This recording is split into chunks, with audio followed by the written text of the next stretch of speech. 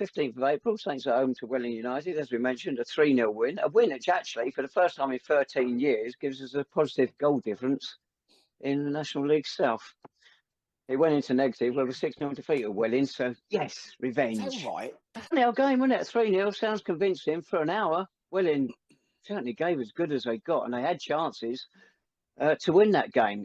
Could have wrapped up in that time. But what they didn't have, someone I've banged on about recently a little bit, Glenn McConnell. Scored early on, scored another cracker later on as well, set up the third, 2 great shots, forced good saves from the keeper, some magnificent passing in midfield. If they'd had a player of his ability, they would have got the points. Would you think that's fair, Lee? Mate, spot on. That's brilliant. That's done. Right. Wrap it up. It was one of those games, Tabs, wasn't it? It could have quite easily been anywhere between 3-3 and 5-0. It really was that opener game at the start. But you're absolutely spot on. And you called it, and Jake called it, in fact, last week as well, about bringing in McConnell for Banton.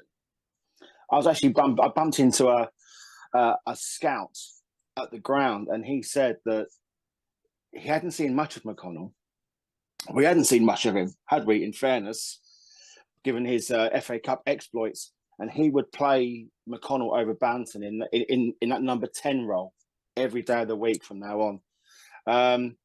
He said his passing was just, it was creative and it was positive, and you could see that, couldn't you? But what I would say is that Welling, they came to play. The way we attacked Welling, that first goal was absolutely sublime. Passing, movement, vision, understanding of where your teammates are, and it was a fantastic game to watch. It honestly was.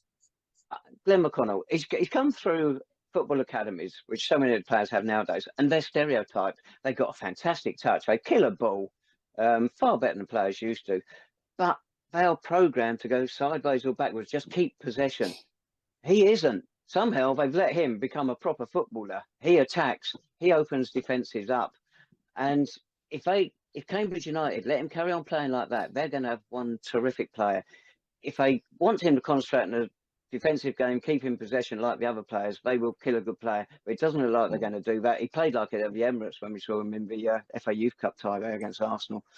And it just stands out, doesn't he? He's being so different. He wants to attack. He wants to create for other players. He wants to score himself as well. But tragically, of course, we've only got him for a little while. But it's a sign which hopefully will get across to the rest of the team. You mentioned it earlier about attacking. If we attack, that's our strength. And he is really the icing on the cake at the moment when we play him. You can see him doing it again at Dartford Saturday. It's going to be an interesting doing it away from home, because he's scored twice. He scored 2 goals at home now, and he's only started in 4 games. It's phenomenal for a 17-year-old who turns 18 later this month. But the rest of the team worked with him as well, didn't they? It wasn't totally a one-man show. It wasn't far off it. But he gave us the impetus to push forward, as you mentioned.